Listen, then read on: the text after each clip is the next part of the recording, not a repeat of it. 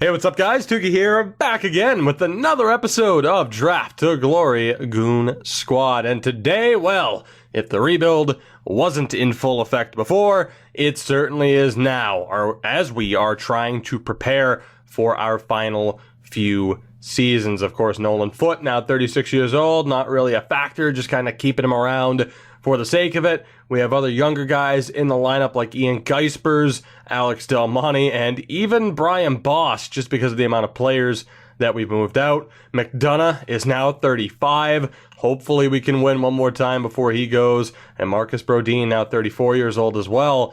It's a shame because the timing of this hasn't exactly worked out. It's not how you want to time a rebuild, as we're going to get right into the sim here. Both teams are good to go. This isn't how you want to time a rebuild. By this point, we would have hoped... Why am I not using the left trigger? What am I doing? By this point, we would have hoped that there would have been a second or even a third cup. Even at the end of, say, last season, that should have been when we really aimed to have had another title. Instead, we've been forced to rebuild because the core that we put together just somehow wasn't compatible, at least when it came to postseason performance. You know, guys like Marty Dick and countless others at this point. I mean, think about how many players we've moved away. The first phase went well. When you move on from an Abraham Zanetti because someone like Marty Dick gets into the lineup, McNabb as well, when those guys are ready to replace Zanetti, that's all well and good, but it was that new wave, not the second wave, but that new wave of talent that replaced guys who won a cup here, Jay Graves, Abraham Zanetti. It was that new wave that was supposed to help make sure that we were going to find even more success moving forward towards the end of Nolan Foote's career, Frederick McDonough and Marcus Brodin. And instead, that core obviously failed, which has led to what we've seen in the past few episodes as we have completely torn this team down and started fresh in effort to maybe somehow find a way to win one more cup before we hit the end of the series. But again, because of the age of those three players, those three main players that we've held on to, whereas everyone else has been traded away, I don't know if they're going to be involved by the time we're actually back into contention, if we get there at all. That's a pretty big if at this point. That may be the biggest question in this series, the biggest question that remains in this series. It's not a matter of, can we win again? It's, can we even get back into the playoffs? I mean, who knows? Marcus Brodin might be able to carry us. Again, surefire Hall of Famer for this channel. Perhaps the best goaltender we've ever seen with the numbers he's put up. But, of course, with the way this team just fell apart in the postseason, and that may be overall. I mean, we know kind of what the biggest question of this series is remaining in terms of what kind of success are we going to find. The biggest question in this series overall, when we look back at this series, if that one cup of ours is our only cup, when we look back on this series, we might look back at this, or at the very least, I might look back at this as perhaps the most disappointing series that we've really ever had. Because to only win one cup with two guaranteed first ballot Hall of Famers in Frederick McDonough and Marcus Brodin, to only win one cup with them is so disappointing.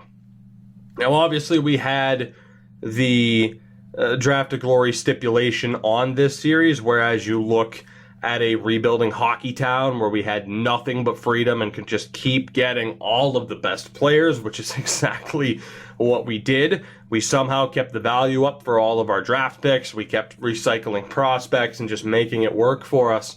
We haven't had that luxury, so we can't exactly look at those two series. And I use Rebuilding Hockey Town as the example because I believe that still is our most successful series in terms of championships won. But you look at the series this year, Hartford, Montreal, I'm not going to say how much success we had. If you haven't caught up on those series, if you haven't even started those series, I recommend you go check them out. If you watched, then you know how much success we had, or potentially lack thereof. You look at those series, and then you look at this one, and it's left a little bit to be desired. And while we may have pulled the trigger a little bit too late on the rebuild, we gave this team perhaps more years than they deserved. What was it, 4 out of 5 years? The exception, basically the exception to the rule was the Nashville series, of course, where we lost in the Western Conference Final. The series before that and the 3 that followed it were all fairly miserable for us in terms of just the way the team played once we got there. So it's interesting, at least to me, again, to look back at how this series has gone so far, and in a way, still feeling that pressure to make things happen as we move forward here. Of course, as it stands, it's not looking like we're going to the postseason. I am going to stop the sim here. Let's double check on our draft pick situation. Of course, we have multiple picks in each year because of the sell, and in fairness, we're only 4 points back of LA. I think we'll still fall a little bit too short, but we're not that far off somehow. Geisper's is up to a 74. Castles is currently an 84. Oh my God, Brian Boss started this season as what, a 58, a 59? He's up to a 71. Low elites are magic at this point. Del Monte's only up 2 points. Low elites in terms of going from 50 overall to a 70 in an instant, they are just magic this year. Castonguay is up to an 85. Freddie's at a 93. Meant to go to goaltending, where Brodin is still an 89, and Brodin's still killing it. He's still the man. Oh my God. I cannot believe just how routinely in the regular season he just dominates. It's unreal. Even though we're listed as a rebuilder, and you see some of the weaknesses in this team that plays in front of him. But there you go. If we're looking at anybody to help lead this team in the final few seasons, Geisper's, Del Monte, Castles, Fairchild perhaps, Castonguay, some of the pieces are in place. The only question, of course, has to do with Marcus Brodin, who we held on to in this episode, now 35 years old. We don't have that guaranteed replacement for him, and that could be a problem, as the Rangers pick also looks good. We have 4 first-round picks this year, which is pretty damn crazy, but again, they were all 1-for-1 trades. And to be honest, again, if you remember, we lost value. Trading Sebastian Kress, he was worth a first and 2 seconds, maybe even a little bit more. We only took back the first, but that might be all that we need. So we have quite a few first-round picks this year. The question is, though, how will the lottery play out? Can we get lucky yet again? Of course, we ended up with Geisper's in the last draft. The hope is that we'll continue to lose some games here, but I wouldn't be opposed to this team making a playoff push. We have a decent little point streak going here to start off this month, and anything is possible as we won 3 straight games in a shootout. The point streak comes to an end halfway through the month with a loss to Columbus. We followed it up with a loss to Calgary. We do get the pity point there against San Jose, and now we're starting to fall back down to reality. A little bit of a late playoff push, but I think it's going to be too little too late as we are starting to drop more games. We'll double check here whether or not this Nashville game sims or not. It doesn't really matter. I want to take another look at the standings.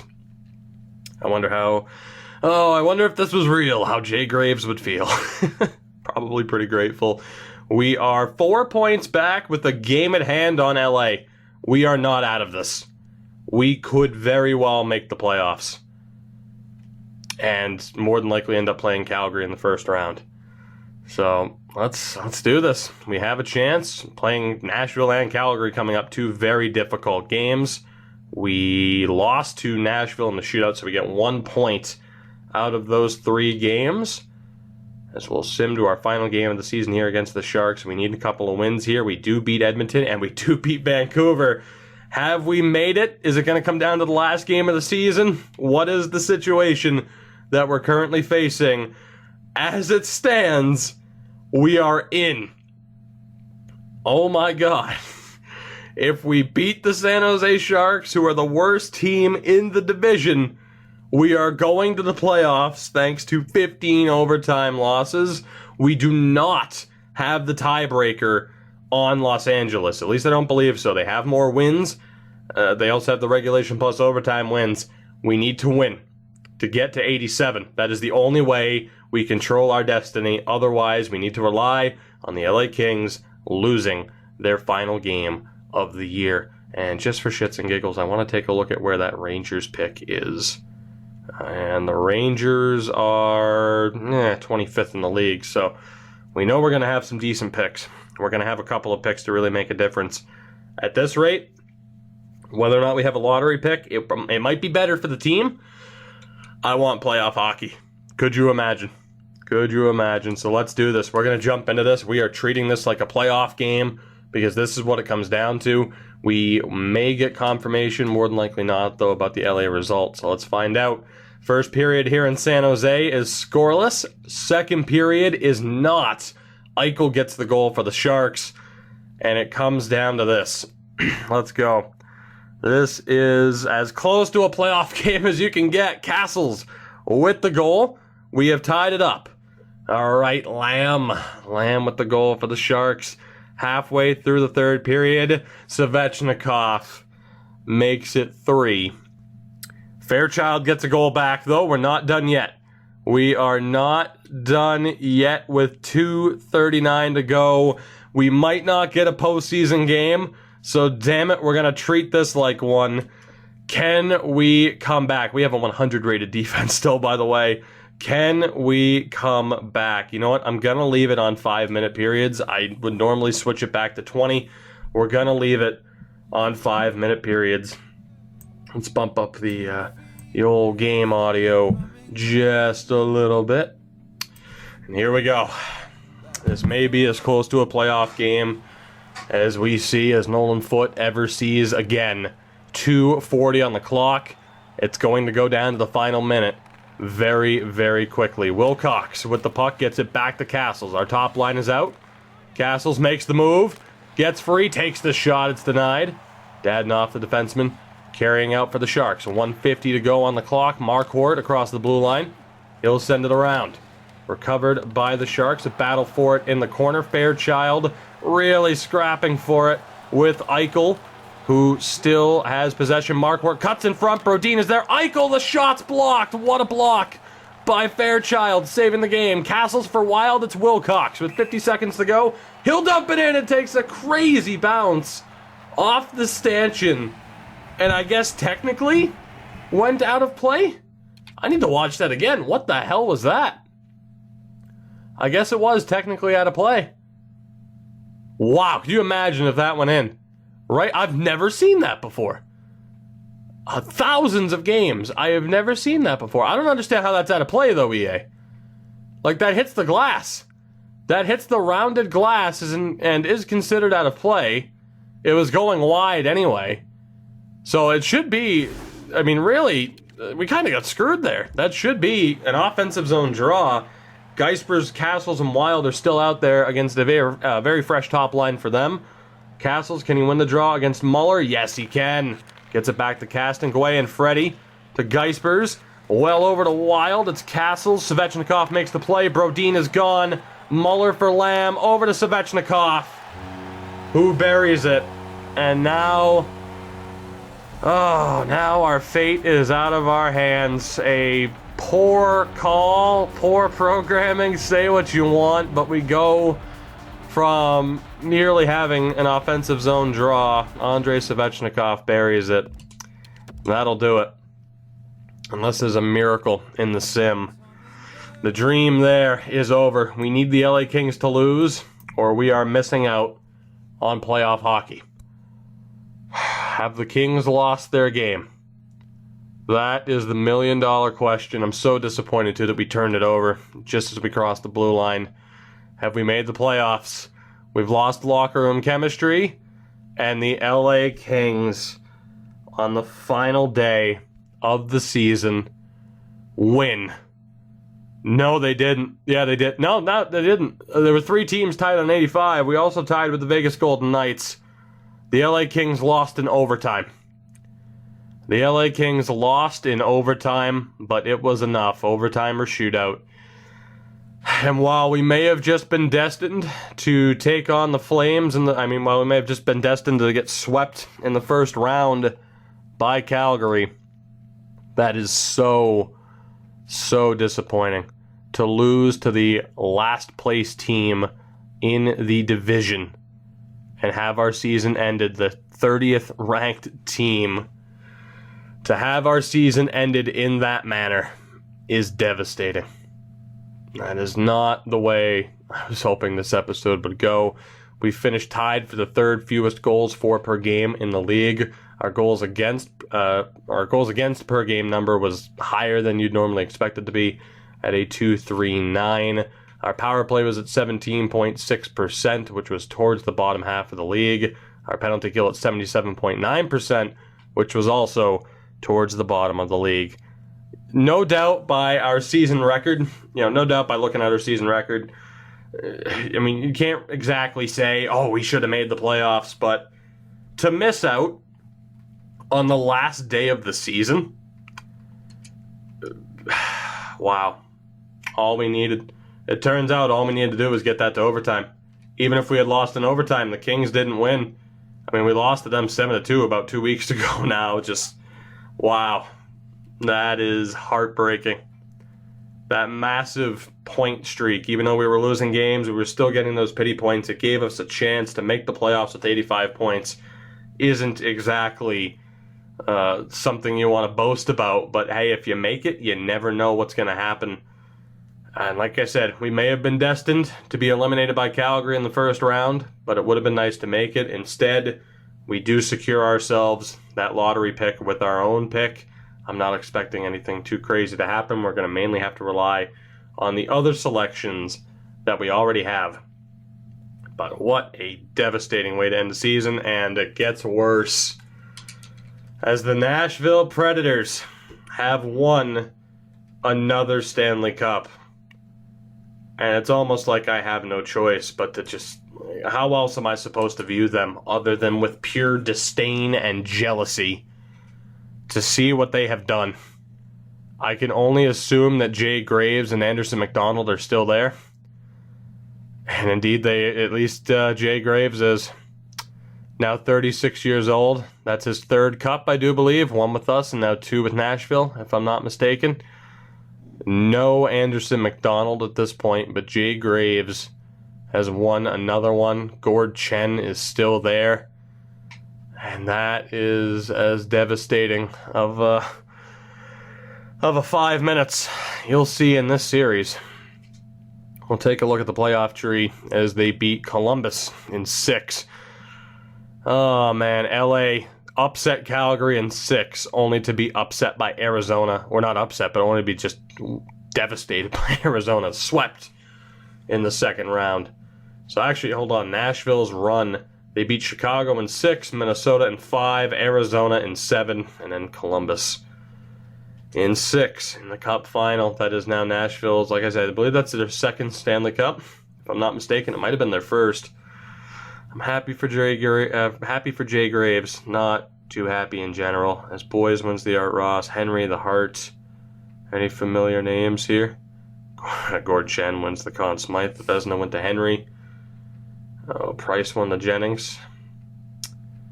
Damn. Winnick won the Selke. That guy's a beast. That guy is a beast. In the AHL, did we see any awards? No, we did not. So overall, I guess I can't be too disappointed overall, because this season went as you would have expected. I actually need to go back to that and look at our player stats. This season went as you would have expected, really. It was more of a rebuilding year. Somehow we pushed for postseason contention. Tyler Castles led this team in points with 54. 48 for Harold Wild, who's currently showing up as an 84. Pandolfo with 47. Nolan Foote with 42. Alos did all right. I was going to say well and all right, and it came out. Geisper's 34 points in his rookie year. Polasek hit 30. Tambellini hit 30. Boss showing up now as a 33. Freddie with 208 penalty minutes. What a monster. The goaltending was solid again from Marcus Brodin. Tom Brooks had more appearances than he would normally get. A .905 save percentage, though, so he dropped a little bit. Not really surprising. I expect Marcus the Brodin. I expect Brodin to be able to kind of deal with having a weaker team in front of him. Brooks was a little bit of a product of the team that was in front of him. As Brodin is technically now down to an 86. He's still playing like a 90, but he's actually an 86. Castles is a legit 85. Now let's take a look here. Some of these other numbers. Mainly Wild, who's an 80, but currently playing like an 84. Alos is playing 2 points better than he actually is. Nothing else too crazy. Polisek's 1 point better than he is showing up as. Same as Shing. Nolan Foote is actually a 77. Currently playing like a 79, though. Sanderson, currently playing like a 78. And then Sauer has made it up to a 78 legit. So he's going to be a threat for the third pair next season. Tacker, Tom Acker, playing a little bit decently. Pratt's up to a 77, currently showing up as a 78.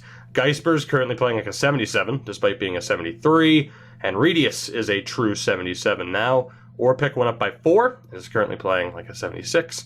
3-point improvement for McChesney, also playing a little bit better than he appears. Same for Plant. 3 points for Clymer, 3 points for Pagatawan, 1 for Forbes. Boss goes from a 59 to a 72, which is unreal. 3 points for Andreoff and Baldwin. Platt goes up by 1. Del Monte, Karainen by 3. And Linden by 3. Mendoza by 6. Ray by 6. 3 for Nichols. And that is that. So, as you would expect, a decent season of progression as we have so many prospects on this team. The question is now, do we see the retirement of Nolan Foote? And what will the draft lottery bring to us? We know we have 4 first-round picks. Will we have any in the top 5, the top 10? Let's find out. We have the 10th pick, the 11th pick, and that is it. So we have New York's picks, that's the 10th pick, and then we have our own at 11. So we have 2 other picks beyond the 15th selection. So nothing too crazy. I'm not expecting many game changers. That is the risk that you take, but I do like the randomness of it. And no retirement from Nolan Foote. Hilbert and Heiskanen both retire, who he, of course, signed as cap filler. No goaltending retirements. So we played the game. We risked it with the selections, with the way we traded those picks, and it didn't pay off for us, but that's all right. I'd rather have it be random rather than us knowing for sure what we were going to get. Forward-wise, Christopher Aston retired, Zadina, Jason Strong for Nashville, Lafreniere. Not too bad. Not too bad. All right. It's time. It's called Draft to Glory. It's time for another draft. And again, it's a situation where we need to deliver. I cannot screw this up. I need to hit on at least 3 out of 4 of these first round picks. So let's take a look. This would have been a very nice draft to have gotten one of the top picks in. I mean, Jesus. Those top 5 picks were all tremendous. And it fell off a little bit from there. Yes, I know the guy that went to Edmonton was named Pecker. We have 2 picks, back-to-back picks here. Let's see what we can do. I was hoping for a goaltender. Grigorenko could be an option, but there's also Gaudette. We are going to go... Oh, shit, we can't go with Dwayne Cashman. Fuck, he's offensive. So who do we have? We have Grigorenko. We have Machias. We have Gaudette. And Richardson. These are the ideal targets for this stage of the draft. I didn't even look to see if anyone was eligible. So we have 2 goaltenders. We have Grigorenko and Gaudette. And god damn it if I'm not going to take both of them. We have Jesus Machias. Well, we know I got to pick him. And then we have a defenseman in Darcy Richardson. Oh, God. All right. I mean, what are the odds that Grigorenko isn't just, again, high starter? He's either going to be medium elite or medium starter. That's the way this game works. There's no consistency to it. Sergei Grigorenko, or we go for Hugo Gaudette. And I just don't know. Damn it. Let's see. Christensen was a power forward. We could have gone for Thompson. Yeah, Thompson would have been a tremendous pick for us had we gotten a top 3 selection. Didn't happen. And now the pressure's on. If I take a goalie and I miss on that goalie, I'm going to want to take the other one. Do we have any goaltenders later on that are guarantees? Because that would really help out right about now, EA. Let me tell you. We have an exact. He's a playmaker, however. So there is no guarantees with these goaltenders. But that's really what I'm worried about, because those medium starters, we need a medium elite, and we need them right about now. So again, we got the lowest starter and Gaudette that we just don't know enough about from the Charlottetown Islanders. And we have Sergei Grigorenko, the Russian. Oh, God. I need one of these guys to be great. I don't know who to take. Same thing for Machias. He's probably medium top 6. Could be medium elite. We have 2 low potentials and 2 high potentials, and I just don't know what to do. Oh, God. All right. Jesus. Oh, God. All right. Nope. All right. That's fine. We're good. We're fine. Grigorenko, please. Fucking right. Thank you. Thank you, EA. Medium elite goaltender, 57 overall. Thank you, Sergei Grigorenko. I'm not sure how quickly he'll develop, but he might have to be the guy in the future. My only hope, I mean, I got what I wanted there. My only hope is that, obviously, the other goaltender isn't somehow franchise. I am going to go for the forward. I feel like we need a bit more forward help here with Jesus Machias. His name is also Jesus, so it's perfect. Let's take Jesus Machias with this next pick. I knew it. See, that's what I'm talking about. There's no consistency with this game. High starter, he's medium elite. High top 6, medium top 9. There's no way to tell. There's no perfect science to it. I refuse to accept anybody's opinion that, oh no, it's a perfect science and you can know every time. Bullshit. Bullshit. High starter, medium elite. High top 6, not medium elite, medium top 9. Fuck. That's my honest opinion. Screw you, YouTube. I'll swear if I want to. Damn it. Gaudette was medium starter, so thank God I made the right choice. With goaltender, it could have been worse. It certainly could have been worse. Cashman's gone, Steckel's gone. The defenseman that I wanted is still there, so that's not too bad, actually. Because let's be honest, if that forward was still available, had I taken the defenseman and then that forward was still there, I would have taken the forward anyway. So odds are, I was going to end up with that shitty forward. I mean, medium top 9's not bad. I could certainly use that in a series like this, but to end up with him at that point in time blows. We have 2 defensive D-man here, as well as Richardson on top of the board, but I want to see who else is there. And we're taking a defenseman, one way or another. We have Stokes, who has 82 shot blocking. Oh, the skating. Oh, the skating for Ken Stokes, and he's 20 years old. All right, what about Winnick? 71 defensive awareness, roughly. Jack and Winnick. All right. If this fucking guy is medium 7th. Oh, about Richardson, too. God damn it. Oh, my God. Of course that forward was garbage. I'm going with Stokes. I have to because of the skating. Medium top 4, 64 overall. Thank you, Mr. Stokes. Our last pick is with the 26th pick. Odds are, at least I'm hopeful, that one of the guys I've highlighted will still be available. So Franzen gets taken.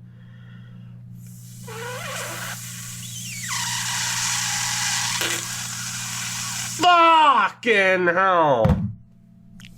God. Oh, Emmy, I'm so sorry for scaring you, doggo. Oh, no. Oh, EA, no. No, no, no, no. Of course. Of course. The low top 6 defenseman is better to take than the guy my scouts designated as a high top 6 forward. I guarantee people are going to be like, oh, but the low top 6, you should have known, and trust me, I did know. And that's why I was contemplating taking him. But I didn't. I trusted EA. And I fucked it up. Grigorenko was the pick to make. We should have gone with Richardson and Stokes. And instead I have Machias. I had to take the risk on Machias because we need more forward help than we need defensive help. But Richardson would have been a pretty goddamn good pick. I need to have all the hope in the world. Richardson fell to them, too. That's the worst part. Please let this other guy be available. Thank you. Please let him be decent. Oh, my God. All right. Let's recover. Let's rebound. Winnick. Please. Just be half decent. Please. Thank you, God in heaven. I'll take it. Winnick. I said I needed to hit on 3 out of 4. I did. 2 medium elites and a medium top 4 defenseman. But it could have been 3 medium elites and a medium top 4 had I just taken Machias. Or had I just taken Richardson instead of Machias. And then had I taken Stokes. I had to take the risk. I needed that forward. We still need forward help. But it doesn't make it sting any less. Thank God, though, that Winnick is a solid pick. But still, that is somewhat heartbreaking. I don't really care who we may have missed out on here. None of them are really eligible to us anyway. But let's see who's available now. Damn it. All right. We gotta deliver here. We have to deliver. So we have Kovanov. We have this power forward, Wirtanen. Who else do we have here projected for the second round? I don't need Carlson. Second to third round, we have a Grinder and Schumacher.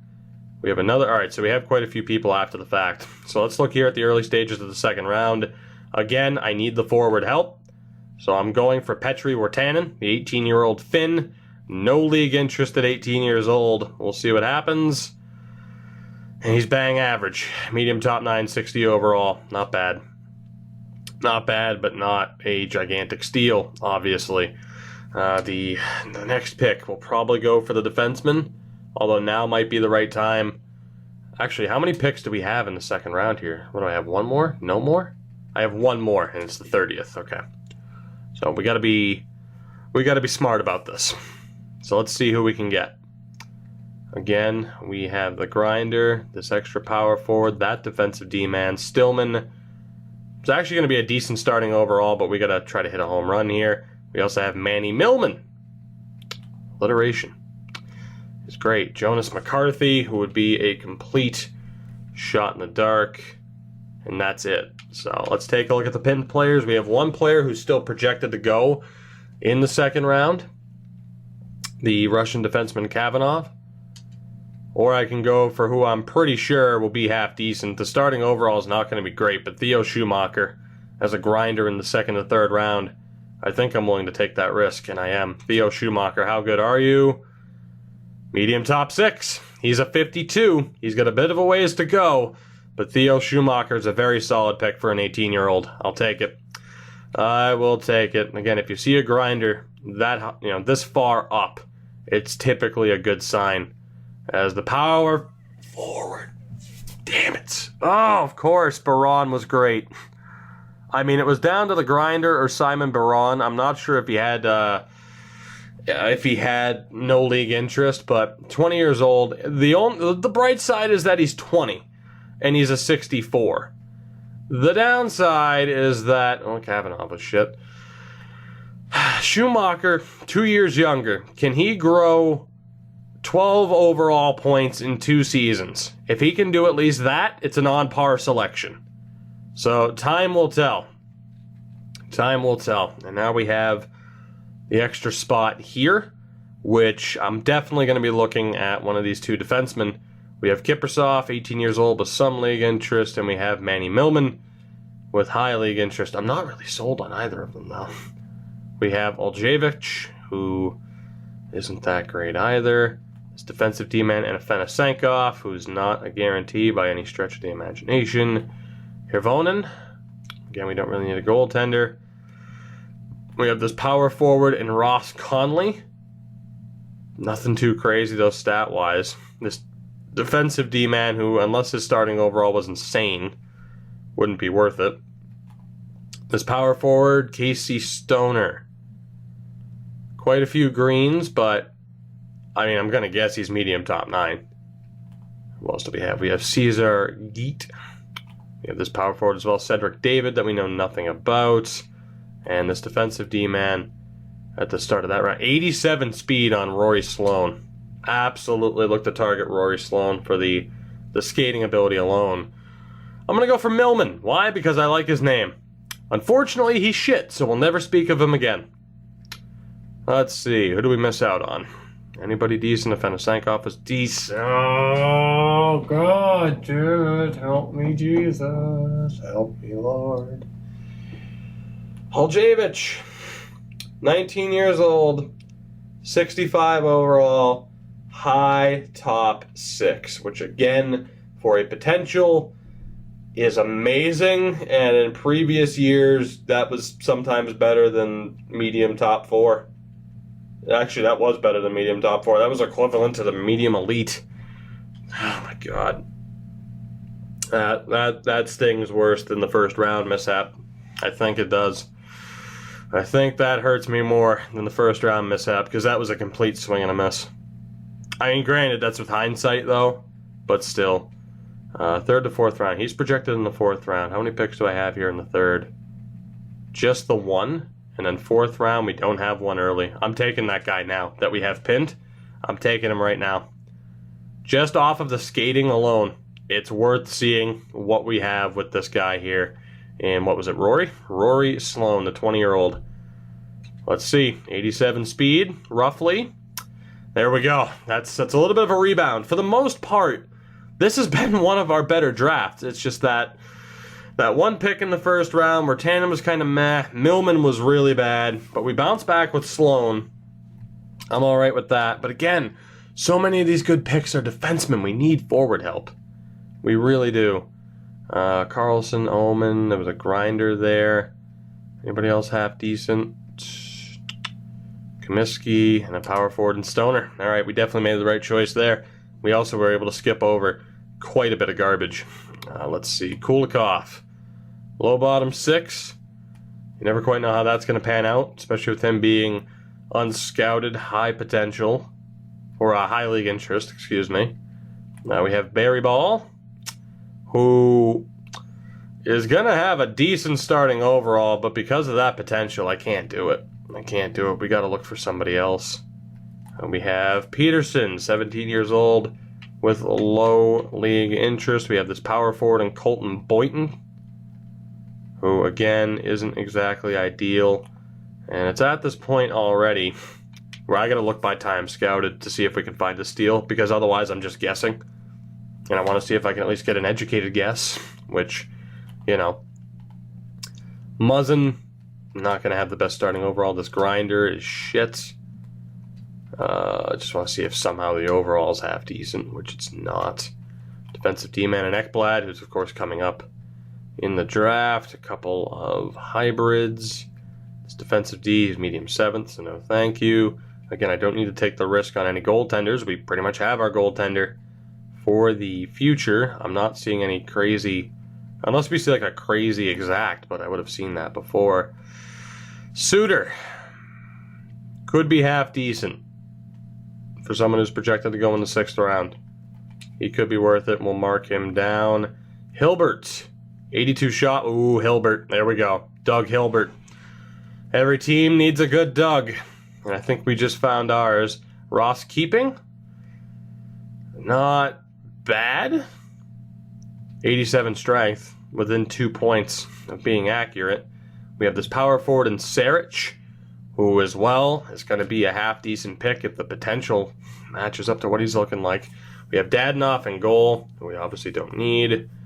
Who else do we have here? We have Ralston, who's not a guarantee. I know we're running a little bit low on time. There was Barryball, which again, decent pick, but we know what that potential is. So for that reason, I can't commit to it.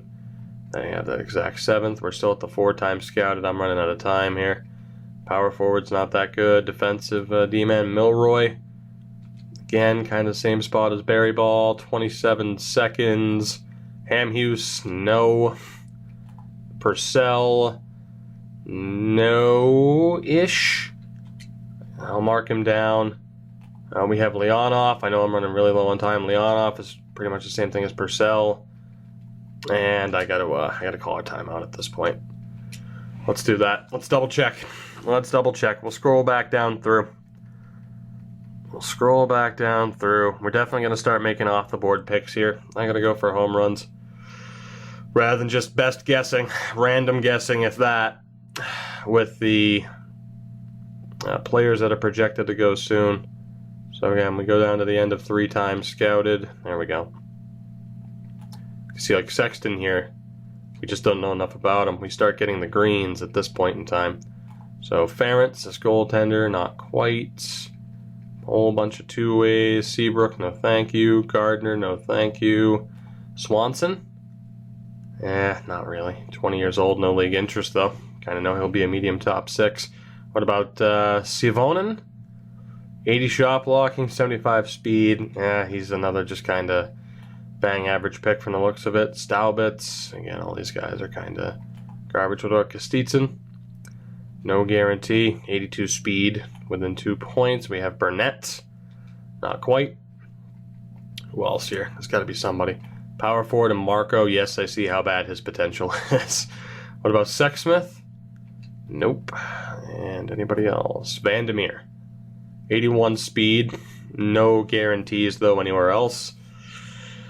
And that might do it. We got Leon off again. Yeah, that'll do it. Okay, so who do we have pinned at this point?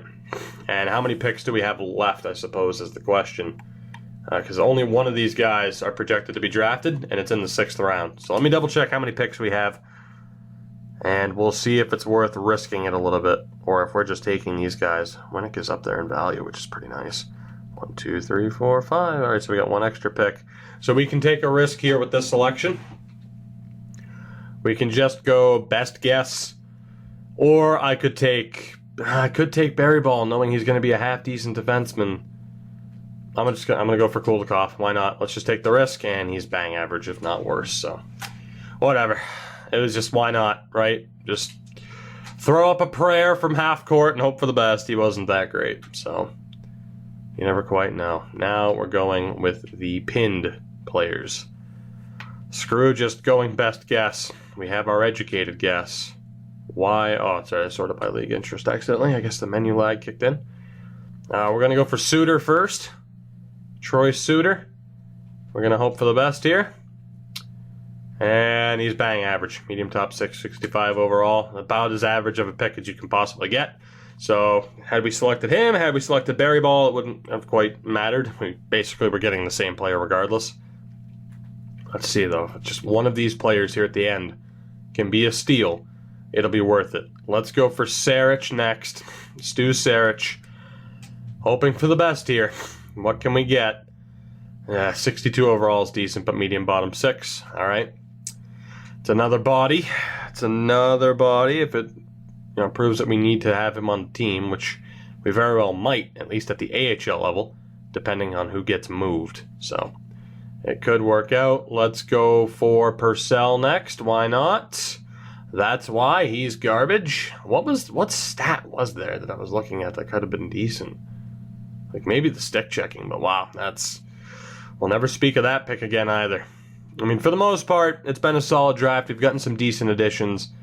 Not walking away, though, you can't walk away and call this an A+ draft. It wasn't quite there. Too many swings and misses. A lot of it known with hindsight. But what are you going to do? I'm going to take Hilbert next. Low top 4, 67 overall. That's not too shabby. Very strong skater, 19 years old as well. Could push for a third pairing spot in the future. There was a low elite enforcer, because of course there was. And yes, I just saw Menard too. Alan Flynn, low elite at 19 years old. Menard, a beast. An absolute beast there. I know we haven't selected too many enforcers lately, but that's because, obviously, for the most part, they're garbage. But every once in a while, a pick like that happens, and it makes you think, like, oh, you should draft more enforcers. And at least it makes me think that. At least it makes me think that. Let's see. So centers. Oh, God, dude, the menu lag right now when I'm telling it to sort. Left wing enforcers? Anybody? We have Kincaid, who we know nothing about. Eddie Kincaid. Then right wings. Nobody. Then defensive D-men. I don't really want to have to scroll through all of this, but let's do it. Why not? Let's check. It would be nice if the game had actually had had some enforcers scouted out for us. We have Riley Halischuk, 6'5", Jeff Corrado, 6'5", and Daniel Fontaine, 20 years old. We're still going to go for who we targeted earlier, who we pinned earlier, and we're going to hope that he's half decent. If not, well then, what are you going to do? It's a 7th round pick that we threw down the drain. We have this grinder, Ross Keeping. Hope for the best. Not expecting much. And that's a solid way to end this draft. Low elite, 59 overall at 19 years old. Ross keeping. Tremendous. Well, that certainly helps us end this draft on a strong note. Quite a few picks. At the very least, we got that medium goaltender, that medium elite goaltender that we needed. Again, a decent draft. We didn't knock it out of the park 100%, but again, how often does that ever happen? It takes a tremendous amount of luck with the way this works to hit on every single pick. Didn't expect it to happen. It didn't. Doesn't mean I'm not still disappointed by missing out on some of the players that I was contemplating selecting, but that's fine. We'll accept it. We'll move on, and we will prep this team with our $90 million in cap space. We will prep this team for next season. We are going to sign everybody, of course. I'm all right with giving Brooks the deal he wants. I'm all right with basically giving everyone the deal they want because they all should still be movable contracts.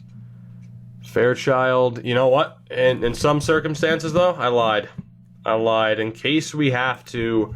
In case a lot of players make some quick progression, it's still better safe than sorry, I'd say, with some of these picks. So let me try to save some money here with Fairchild. We'll knock it down to 6.25. You know what? I'll just go 6.3. I'll go 6.3 for 2 years. Castonguay as well, one of the just out of nowhere players who didn't look like much when we drafted him other than a low elite. Look what he's turned into. We'll drop this down to 5.7. Hopefully he accepts. We have Wilcox as well. Such a young defense with so many of these guys, being RFAs, it's pretty nice, although Wilcox looking for a ton of money doesn't really help, but it could be a good sign that he might actually be half decent moving forward. It might continue to develop. It's nice to kind of have, though, our pick as to what's going to happen. I'm going to bump that up just a little bit more than I need to. Robinson. We'll try to save money here. Of course, we'll just have to sign a veteran to make it happen. We'll give him a tiny bit more than he wants. This was one of the dudes that we signed to a max level deal. I'm going to sign him to one again. We're just going to keep him. Why not? I mean, the cap is $130 million.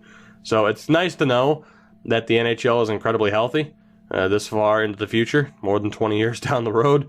So that's good to know that the league is going to be in very good shape in what you would presume to be a post-Gary Bettman world. Not world, but at least a post-Gary Bettman league. I hope Gary Bettman lives a long, healthy, happy life. Linden needs to be signed. We'll move to right wings. Wild needs a contract. Let's be smart about this. And the reason why I want to be smart about this is we know some of these guys are playing at a higher level than their overall currently appears. If I sign them to the exact contract that they want, that's less value on their deal. The AI kind of knows what they should be going for, and the potential of getting a first-round pick could easily turn into something a little bit less, as I am going to have to overspend to keep Pandolfo. But that's all right. I expect him to be on this team the rest of the way. Lackey. We'll again bring him back on one of those ridiculous contracts. Not sure what he did to deserve this contract, but hey, guess what? You're getting it. So there you go. Have fun, Lackey. Have fun, as it takes forever to scroll. Oh my god. There we go. We're good. McTaggart. We'll keep him. Still wants a two-way deal. Someone who never really quite developed beyond a certain stage. Nolan Foote, I'm probably going to sign to one of those ridiculously inflated contracts, just because why not? It's not as if we haven't made him probably the richest man in hockey history, so why not keep adding to it? Or pick, we'll sign him to what he's asking for. Plant as well. Anybody else there? Nope. And then centers. Alos is willing to sign an extension, surprisingly.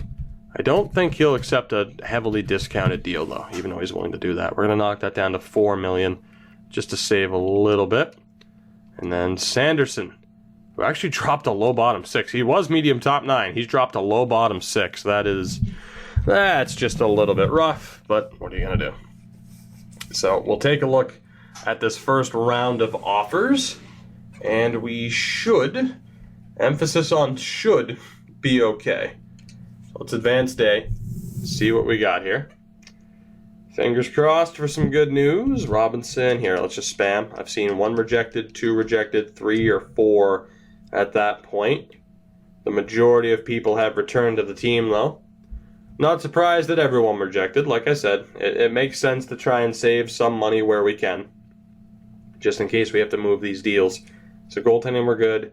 Defense, oh boy, it's all these guys that have rejected. All right, well, let's break out the calendar again. The calculator. Can you tell I'm tired? Let's break out the calendar and try to save some money. I'll knock that down to 675. At least save a little bit on Fairchild. Castonguay, still looking for a metric butt ton. We'll drop that down to 6 million even. Wilcox is looking for the most ridiculous contract of them all, which is not really surprising. We'll knock that down to 7.5, which would still be a pretty hefty deal for him. Anybody else? Let's go all expiring here. Right wings, Wild, rejected. A little bit disappointing. He's not asking for that much, but like I said, in case we have to move him, how about literally just let me save some money. Let me feel like I'm winning. Nolan will get the max deal. And Alos, who said he was willing to re-sign, let me knock that down to 4.1. Again, just let me feel like I'm winning these trades. That's all I'm asking for. Let me feel like I've won. Something, at least. Now, I've had a half-decent draft. Now I need to feel like I've actually fully won something. So, let's see. What's the response going to be? Rejected, rejected, rejected, accepted, rejected. Damn it. So, as it turns out, it's the defense that is being quite stingy and quite stubborn, which I'm not a big fan of. I mean, I'm almost tempted to leave, what's-his-face there, Wilcox, as an RFA. I'm almost tempted, because if he's asking for this much money from me, what the hell would he fetch on the open market in terms of compensation for an offer sheet? That's my question. But I don't expect Johnston, Robinson, Sauer, or any of those guys to jump up well enough to replace him. So, and I know I've signed 2 guys already to $20 million contracts, so I technically have all the money in the world that I really need. You're not wrong, which is exactly why I'm going to offer them exactly what they're looking for, just to get this over and done with. And then we'll see what's up with Nolan Foote. Alos as well. We have to sign him to what he is looking for. So, tried to save some money where I could. A lot of these guys are playing hardball, which, again, might be a smarter idea to leave them as an RFA, but beyond the draft picks that we've already acquired, it kind of doesn't make too much sense to really emphasize draft picks with how little time we have left. So, those guys have all signed. We're going to give Nolan as big of a contract as we possibly can. We have $19 million left, so it works out pretty well. So Nolan Foote, another 1-year deal. I'm going to drop him down to like $15 million just to give myself a little bit of cover if necessary. You know what, 16 works, just to make sure he's not pushing us right to the cap ceiling. So with that all said and done, we'll move on to the preseason, where things are looking pretty good for us, I'd say. I'm intrigued to see what kind of development that we'll get from the majority of these players. So let's move on to the start of free agency, then we'll move on to the start of the preseason, and we will take it from there. We will see what happens. Like I said, I am hopeful. I'm hopeful that we'll get this to work out all right for us, but you just don't know. The squeaky chair makes its presence known. But after barely missing out on the playoffs last year, unless we see a ridiculous amount of decline from, say, Marcus Brodin, I'd probably prioritize him in terms of if someone regresses, what puts us into the most trouble. Of course, I love Frederick McDonough, but with Nolan Foote already on the decline, I'd argue that the most important thing right now is what Marcus Brodin is doing in terms of his career, I guess. I don't know. Can you tell I'm kind of running out of steam? We're 54 or 5 minutes into this, so I guess it's not all that surprising. But we're doing what we got to do. We're trying to lead this team to victory. get rowdy and move some things. Although I'm intrigued to see as well how many players we're going to have to move here. Boy, that draft took a while. We made some really good time. We made some really good time in this episode, and then we hit the draft, and it's like, nope, here's the wall. Here's the brick wall of having to move, and not having to move, but having to make all of these picks. That's the correct word that starts with M. I is smart. Let's see. So goalies. We have Brodin at an 89 still, and we have Brooks. The question is, do we still leave these three unsigned? Acker's still a minor league backup goaltender. So I think we're fine. I'm still going to leave these three guys unsigned. Platt is looking good, though. Platt and Bajan are both looking pretty damn good, but I think we'll leave them unsigned, especially since they can progress. You could argue how they'd progress more efficiently. Still being unsigned or playing in the AHL. Let me know what you think. Let me know. Because if we want to play Grigorenko in the AHL, I mean, number one, he's not going to be the starter. I don't know. I think I'm good with this, but let me know if you disagree. Freddie's down to a 91. We have Freddie, Fairchild, Castonguay, Wilcox, Robinson, and then either Sauer or Johnston. Johnston could be sent down to the AHL, so that's solid. So we have Johnston, Pagatawan, Krebs, Andreoff, Baldwin, and Karainen. And that leaves Linden, who we signed as an odd man out for now, until we get rid of one guy. So from Johnston down, I'd like to keep Johnston just in case someone regresses. We got Krebs, 22, 74. Oh, what do we want to get rid of? We want to keep Linden. I'd say it's maybe Karainen. The lowest overall, the 21s, and I don't think he'll make up 3 points in a year. I'm going to go with Karainen as the odd man out. That will make room for Linden. So let's move the people we'll never use. I could throw Suter and Mendoza into that, but for the moment I won't. And then forward-wise, was there anybody that I missed out on spectacularly? The bottom sixes, we'll see. So for now, let's see if we can move these guys anywhere. Only one's under contract, so Tampa should work. We'll pick up an extra 7th this season, maybe even a 6th. Now we'll go 7th next year in 2040.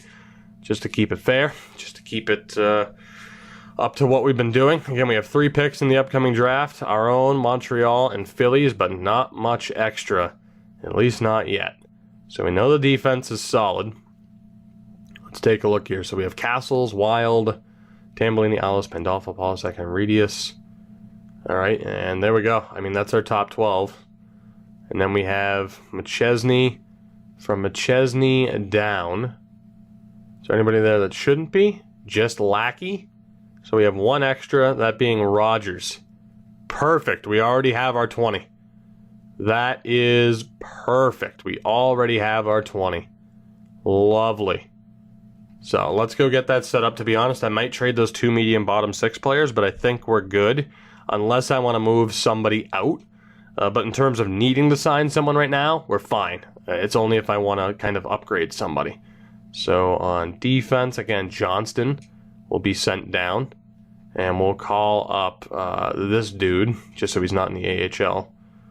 And then forwards, we'll send down Lackey for the moment. Geispers is up to a 77, which is tremendous. But we have Walls, Henridius, Boss is up to a 79. That's unreal. That is unreal. Is Geispers AHL? He's not. Geispers can play in the AHL if needed. Which, to be honest, if we send down Sanderson and Pratt, might not be a bad idea. If we go by overall. This team's looking kind of interesting. You could argue, and to be honest, I might make the same argument. Let's see here. If I look at the overall, I'm keeping Nolan on the team. Boss makes sense. To be honest, I mean, I could send down Cashman and Shing, but I don't think I would. I think this is what I'm going to go for. Next year, no doubt, next year is that first year where we're going to have to start moving players out. So we're getting close to that kind of cycle of, all right, these are the players we're going for. I want to go best lines there. I want to go to roster moves. Yes, game. Yes, I know. Jesus, so many prompts. Good Lord. Forwards. Now I want to call up Lackey, and then that way I can go best lines down in the AHL. You see how that works, EA? It's fairly simple. Now I go best lines, and I don't have to worry about that dude getting ice time that he shouldn't. I do still have to take a Fenesenkov out of the lineup and bring in not Mironov, but Rogers. And then is there anybody else here that shouldn't be? All of you should be Anaheim picks. And you are. Good. So, yeah, because Zubov is not ours. And Semenov is not ours. Or is he? No, he's not. He was a Florida Panthers pick. On defense, we have to take out Yakupov and bring in Linden. Now, let's optimize this in terms of potentials. I'm going to go the low elite and the high top 6 on the top pairing. I'll go Johnston, Pagatawan, Baldwin, and Krebs. So we're doing it that way. Works for me. Although I could go with the 3 righties. You know what? I think I'm actually going to do that. Let's do it that way. I'll drop Baldwin. So Pagatawan, Johnston, which isn't too bad. Krebs, Andreoff. Nope, screw it. I don't give a shit. So yeah, we're going back to Andreoff. Linden, Johnston, Pagatawan, Krebs, and Baldwin. Not too shabby. Not too shabby. The goaltending, still Tacker and Josephson. And forward-wise, let's see if anybody needs to leave this team. So I got a medium bottom 6 there. Low bottom 6 in Sanderson. Actually, Sanderson isn't who I was thinking of, although he did drop in potential. It was McTaggart or a Baumgartner and McTaggart that I had thought of. So we're going to bump up Forbes. So we have Sanderson, McTaggart, and Baumgartner, 3 of the better players in the AHL at the moment. I'm not concerned about them winning a Calder. I'm concerned about the best players getting into the lineup and getting that ice time to develop. So let's take a look. We have 3, if not 4 spots in the AHL to make this happen. So let's go to our unsigned players again. Goalies, I think we're fine. Defense, to be honest, defense, we could make it work too. I didn't even think of the defense. I'll double check that. Forward-wise, keeping is getting a spot. So keeping is in. Schumacher is Canadian. He cannot make it. So then we have Machias, Ray, and Mortanen, who are just probably all going to end up like the guys who are already in that spot. So I'm only going to take away one of the spots to make room for keeping. And we're actually going to be looking to reacquire a 7th round pick, or to acquire a 7th round pick. We are going to move out a couple of people, but it's going to be nothing too major. So let's see. It's all well and good. We go down to the AHL. And who's it going to be? It could be Forbes, to be honest, because I'm pretty sure he's just going to end up being what McTaggart and Baumgartner are. I don't think he's going to make it beyond that. That pretty much seems to be the cap. Like, even Clymer is what they're at already. The problem is, Clymer might develop beyond what they did, but I'm not really expecting it. I'm going to get rid of Forbes. And we're going to make room for keeping. So, Forbes needs to be traded along with the extra prospects who aren't yet signed forward-wise. So let's do that, and then I'll pay attention to the AHL defense. Because again, we're just trying to optimize our lineup as much as we can. So forwards, scroll down here. So again, we have Machias, Mortanen, Ray. We have Forbes. And, wow, damn, we got a lot of people. You know what? Who's the most valuable guy here?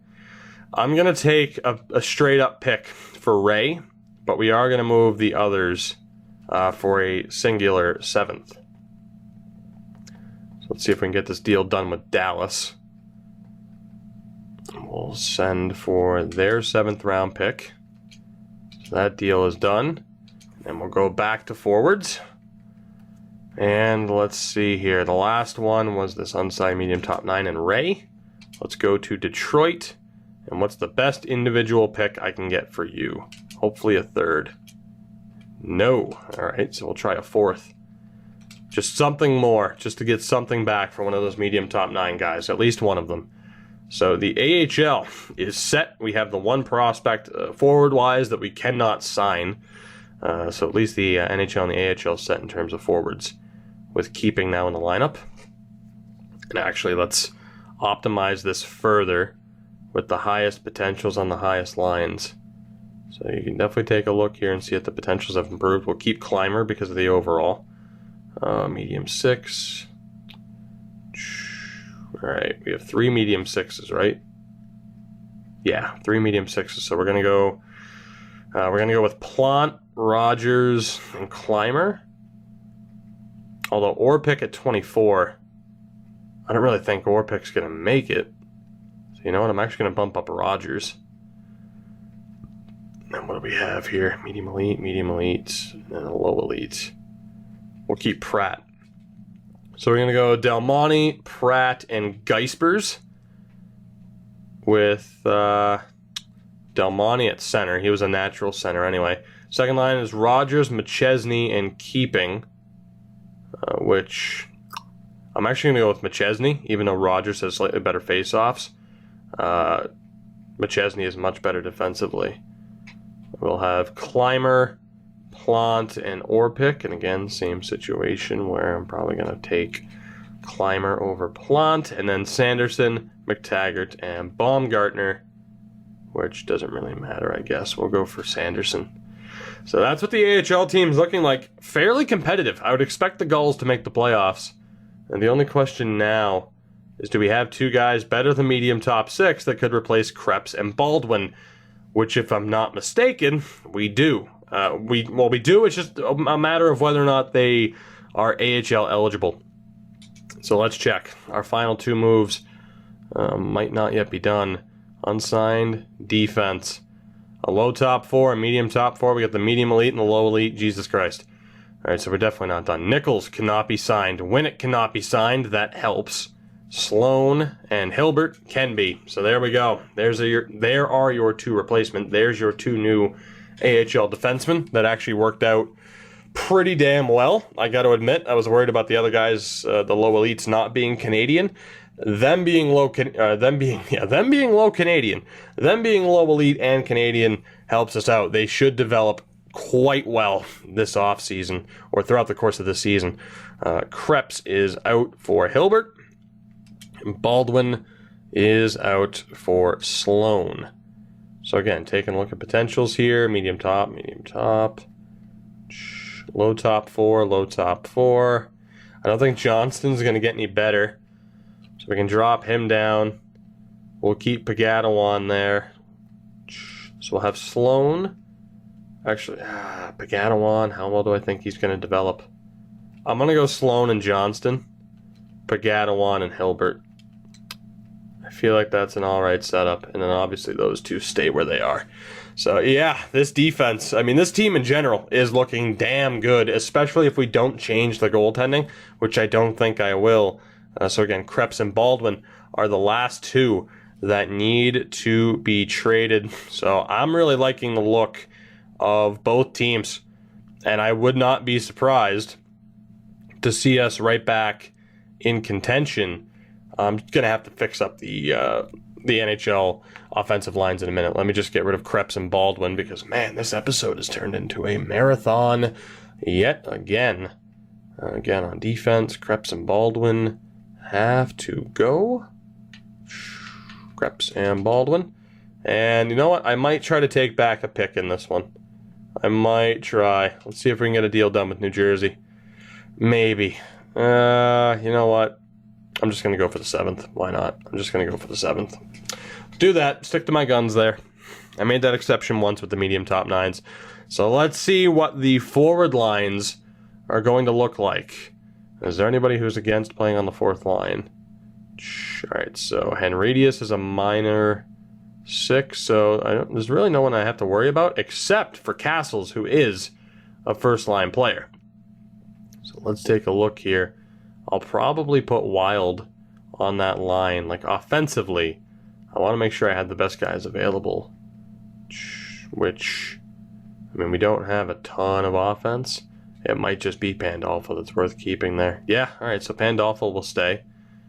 I'm not so worried about the overalls. I guess. Although it might actually be worth being concerned about that. Polasek is a fourth liner at this point. Tambellini's 25. Alos is 28. Cashman's 25. Is anybody opposed to playing on those lower lines? No, they're not. Okay.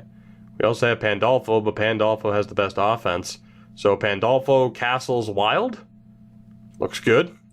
Then Boss, Walls, and Henridius. Maybe not ideal to have an enforcer there, but he is good enough to change to a grinder if we wanted to, but I could easily leave him as an enforcer. And we'll have Henridius at center. Cashman, Alos, and Tambellini.